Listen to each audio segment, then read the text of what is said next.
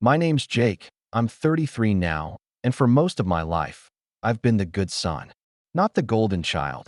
That title was always reserved for my older brother, Scott. No, I was the dependable one.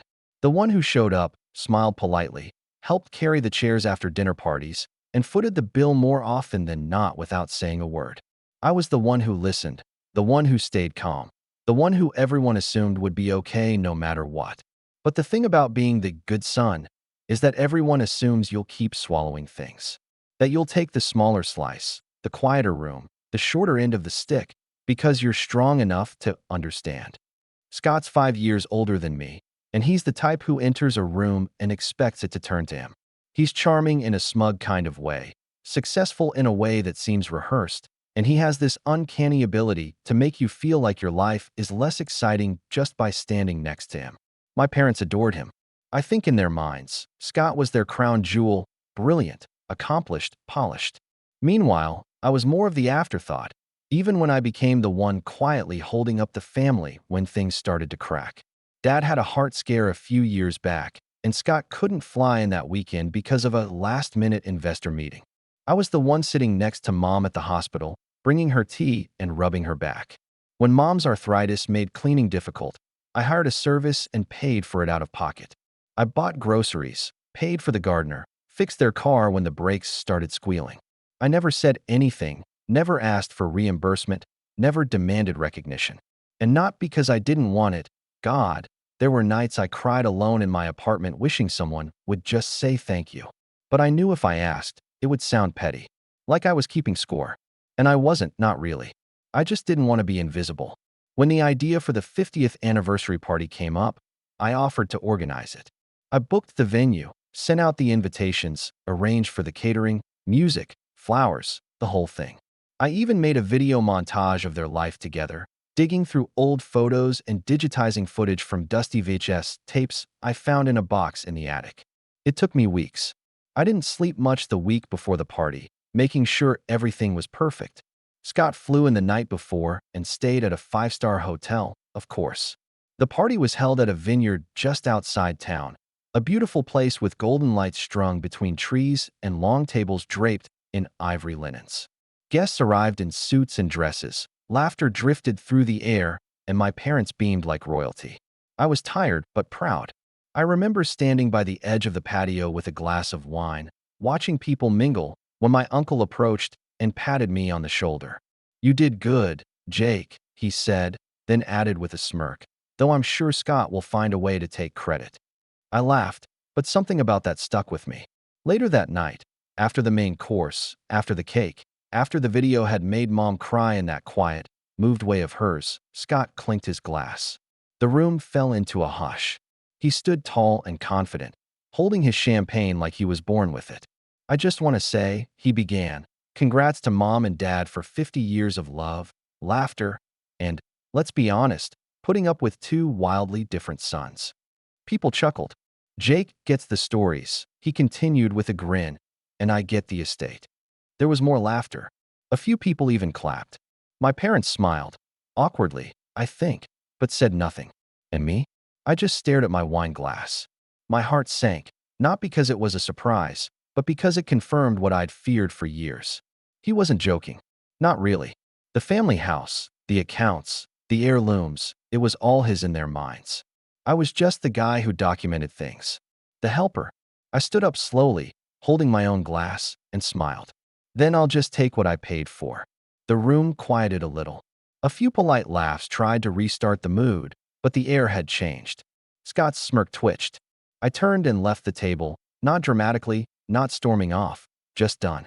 What Scott didn't know, what nobody knew, was that for the past 4 years, I had been paying off the second mortgage on the family home. Quietly. Dad had taken it out when Mom needed knee surgery and the bills piled up. I offered to help, and rather than argue, Dad signed over partial financial control and I started making payments directly. By now, I'd covered nearly 70% of the balance.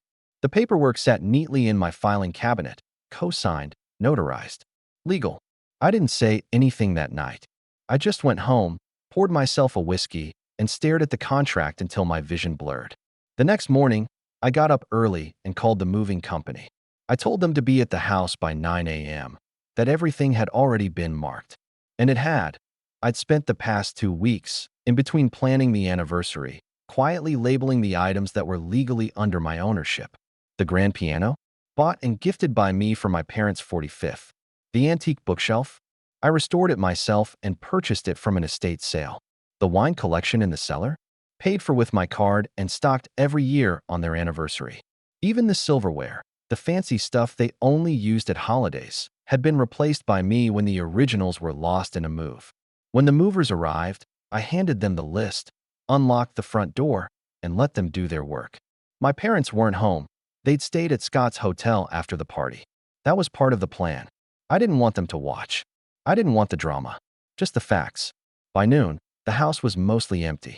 Not gutted, not vandalized, just stripped down to the bones of what my parents had purchased themselves.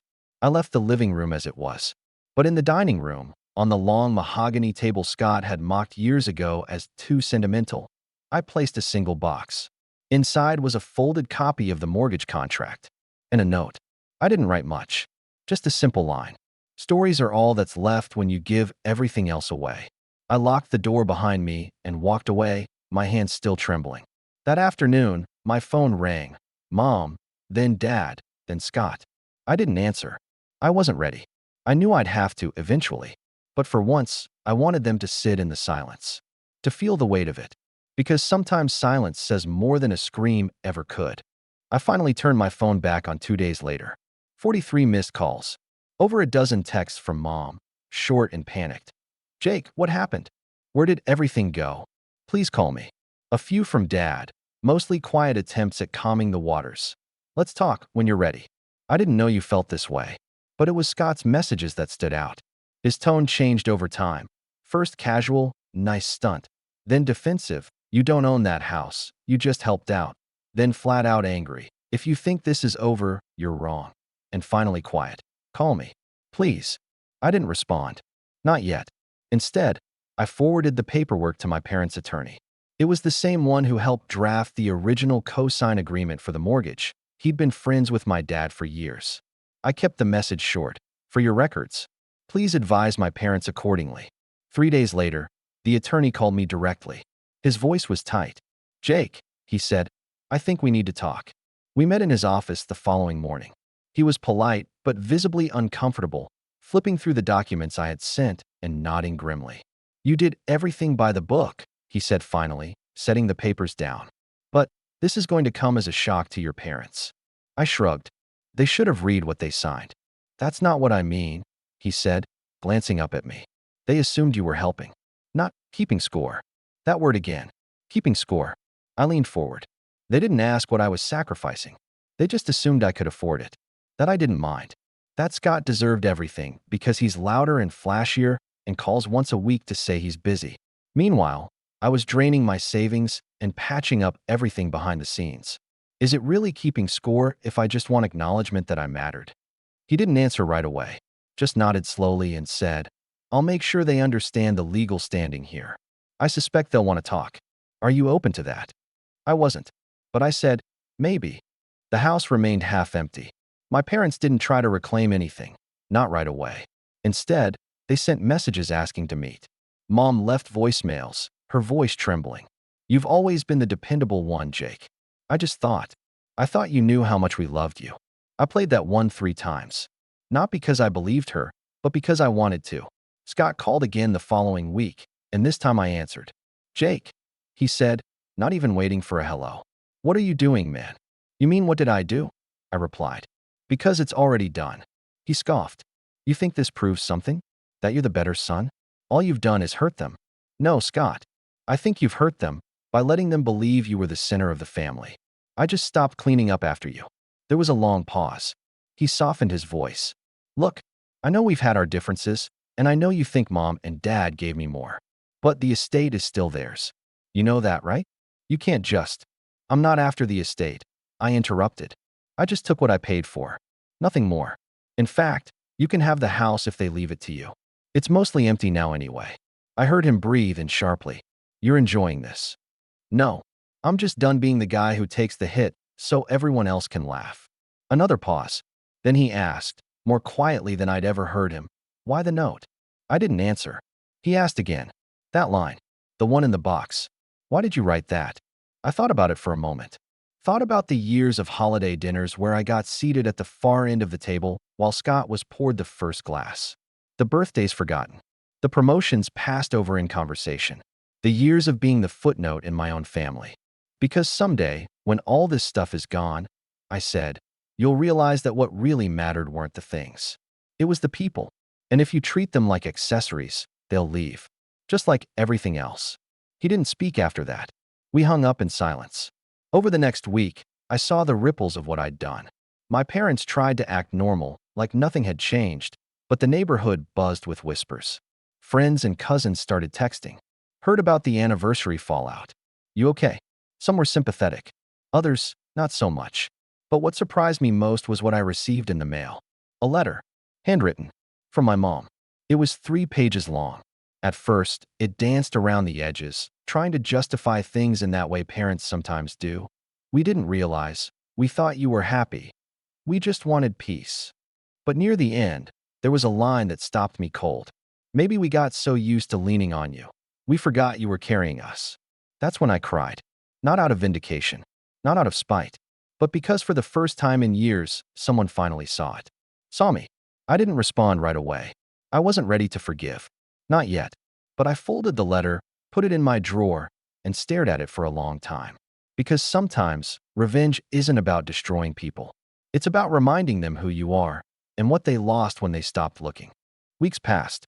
I didn't go over to the house, and I didn't answer most of the calls. I wasn't angry anymore, not in the same fiery way, but there was still a part of me holding the line. After a lifetime of swallowing things whole, silence had become my way of setting boundaries. But the space that followed was weird. Not peaceful exactly, just suspended, like the whole family was holding its breath. Then, out of nowhere, Scott showed up at my apartment. He knocked. Just once. I opened the door and found him standing there, not in one of his usual tailored suits, but in jeans and a rumpled jacket. His face looked worn, like he hadn't slept much. He held a box in both hands. I'm not here to fight, he said quickly. Can I come in? I stepped aside without saying a word. He didn't make small talk. He just walked in, set the box on my kitchen counter, and stood there for a second, rubbing his hands together. Then he looked at me with this uneasy look, like he wasn't sure where to start.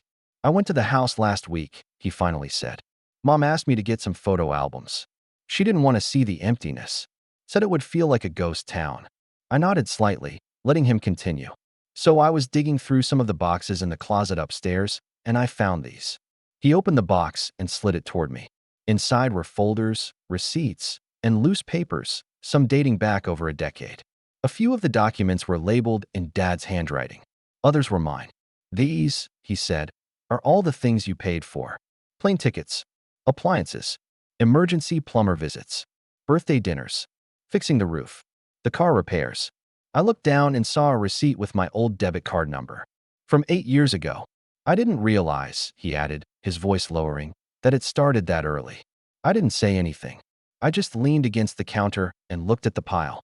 It felt surreal, like a time capsule of my own silence. Scott pulled out one last paper. This one hit me the most.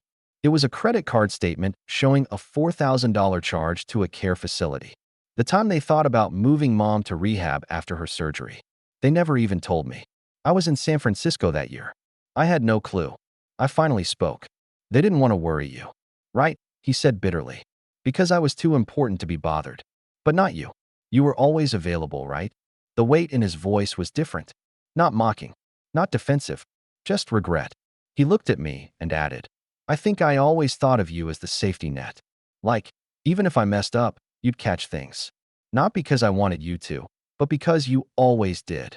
I nodded once. That's the problem. Everyone saw the net. No one noticed the guy falling into it. Scott winced at that. Look, I'm not here to grovel. And I'm not going to pretend I can fix everything with a box of old receipts. But Mom's been talking about updating the will. That caught my attention. She wants to put everything in a trust. Joint control. She said it doesn't make sense to leave one son the house when the other paid for most of it. And the accounts, well, she's rethinking all of it. I didn't know what to say to that. Scott added quickly, I didn't tell her to do it. I didn't even know she was planning to. But I think maybe she's starting to get it. We stood in silence for a moment. Then he said something I never expected. Jake, I used to think the stories were enough. That being the guy everyone talked about meant I'd won. But the stories fade. And the house, the estate, none of it means anything if no one wants to be around you. He sighed.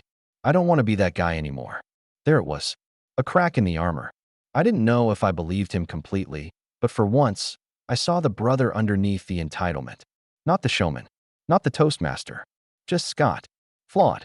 Maybe trying. I looked down at the box and then back at him. Why'd you bring this? He hesitated. Because if you're ever ready to forgive us, I wanted you to have proof. Not just that we're sorry, but that we remember. I didn't answer. I just closed the box, slid it toward the edge of the counter, and nodded slowly. That night, I sat in my apartment with the box on my coffee table. I didn't open it again. I just sat with it, staring at it. The weight of all those years, the silent sacrifices, the unspoken exhaustion. It all felt a little lighter knowing someone else had finally picked it up, even for a moment. But then, just as I was getting ready for bed, my phone buzzed again. A new message from Dad. There's something I need to tell you. I should have told you years ago. Can we meet? Alone. I stared at the screen. My stomach turned. Because something about that message didn't feel like an apology. It felt like a warning. I sat with Dad's message on my screen for a long time. I didn't respond right away. Something about the wording felt heavier than the usual "let's talk" attempts they'd sent in the weeks since the anniversary party. It wasn't defensive, it wasn't demanding, it was cautious. Like he was finally stepping into unfamiliar territory, and even he wasn't sure how I'd react. I agreed to meet 2 days later, at a coffee shop we used to go to when I was younger. It was small and quiet, tucked away behind a bookstore, with dusty shelves and creaky chairs that hadn't changed in 20 years. I arrived early, ordered tea instead of coffee, something gentler, easier, and sat near the window. My fingers tapped the rim of the mug while I stared out at the street, wondering what could possibly be so important that it couldn't wait for a phone call. Dad arrived 10 minutes late, looking tired. Older somehow. His steps weren't as sure as they used to be, and he sat down across from me with the kind of sigh that sounded like it came from deep in the ribs. Thanks for meeting me, he said quietly, adjusting his glasses. I noticed his hands trembled a little as he set them on the table. I didn't speak. He nodded, like he expected that. Before I say anything, I just need you to listen. No interruptions. Please. I crossed my arms, but gave him a short nod. He reached into his jacket and pulled out an envelope. Thick, cream-colored. He placed it gently on the table, then looked at me. Really looked at me, for the first time in what felt like years. I wasn't a good father to you, he began. I didn't see it before. Not clearly. I thought I was being fair, letting you two be who you were. Scott was loud. You were quiet. He asked for things, you didn't. And I told myself that was balance, that it all evened out. He shook his head. But it didn't. I let him overshadow you. And I let your mother pretend that love was something we measured in birthdays and speeches and hand-me-downs. And when you stepped in, paid bills, covered gaps, helped us out, I let it happen without question because it was easier than admitting we were falling short. Still, I said nothing. He slid the envelope toward me, his fingers hesitating at the last second before letting go. What's this? I asked finally. He looked down. It's the real will. The one I wrote before the party. Before you made your move. My stomach tightened. I thought everything was still under revision. It was, he said, but I updated it quietly after your mother's surgery last year. I meant to tell you. I planned to. But every time, something got in the way. Or maybe I was just scared. I stared at the envelope for a moment before opening it. Inside was a simple, typed document. No legal letterhead. Just something drafted on a home computer. The signature at the bottom was his, clear and firm. It stated that the house, the estate, would be split evenly. But the twist was in the second page. There, in unmistakable black ink, was a clause that left complete control of the property's financial management to me. Not Scott. Not jointly. Just me. And there was an addendum. A handwritten note, folded neatly.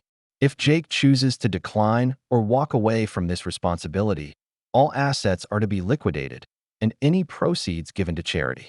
I will not reward a son who refuses to see the value in what his brother has protected. But I also will not burden Jake with what we failed to protect ourselves. I stared at that line. It took a moment to understand the weight of it. He wasn't giving me control as a reward. He was giving me the power to decide whether it all should continue at all. If I'd told Scott back then, Dad said slowly, he would have fought it. But I wanted you to have the final say. About everything. My voice was quieter than I expected. So why are you telling me now? His eyes were glassy. Because you made your move, Jake. You reminded us what you've given. And I want you to know, we did see it. Just too late. I closed the folder, slid it back across the table. I don't want to be the reason Scott loses everything, I said carefully. That's not what this has ever been about. Dad nodded. Then tell me what it is about. I paused for a long time. I just wanted to be seen. To not be the one who's expected to be okay. To matter even when I'm not bleeding for everyone else. He leaned back in his chair and nodded again. Then take the estate. Not because you want it, but because you deserve to choose what comes next. You earned that right. I left the cafe with the envelope still in my hands, and I walked without direction for almost an hour. Through the bookstore, past the park, across the bridge where I used to ride my bike as a kid. The air felt different, like something had shifted. The next day, I called a lawyer. I had the will notarized, stamped, and filed. But I didn't keep the power for long. Instead, I drafted a new document, one that placed the property in a family trust. I gave equal access to my parents, limited access to Scott, and final decision-making power to a neutral third party, an estate manager I'd worked with on a client's project years ago. Everything would be split down the middle, but no one could touch the core without mutual agreement. Then I took the last step. I wrote my parents a letter. Not angry, not cold, just honest. I told them that I forgave them, not because they earned it, but because I didn't want to carry this weight anymore. I told them I loved them, but I needed space to heal. And I ended it with the same line from the note I left on the dining room table. Stories are all that's left when you give everything else away. I mailed it and didn't wait for a reply. I did, however, receive one. 3 weeks later, I got a package. Inside was a leather-bound photo album. On the first page was a picture of me, maybe 6 or 7 years old, sitting on Dad's shoulders at a parade. Mom had written something beneath it in her careful, slanted handwriting. We should have told you this sooner. You were the one holding us up all along. There were no grand speeches after that. No dramatic apologies. Just smaller things. Quieter things. A check-in call from Mom every few days, without an agenda. An invite from Scott to grab coffee. Just us, no talk of the estate. A surprise visit from Dad to my office, bringing sandwiches like he used to during my college finals. It wasn't perfect, but it was real. And sometimes, that's better. Because in the end, revenge doesn't always mean scorched earth. Sometimes, it just means drawing a line and saying, this is where you stop treating me like I'm invisible. And for the first time in years, they finally saw me.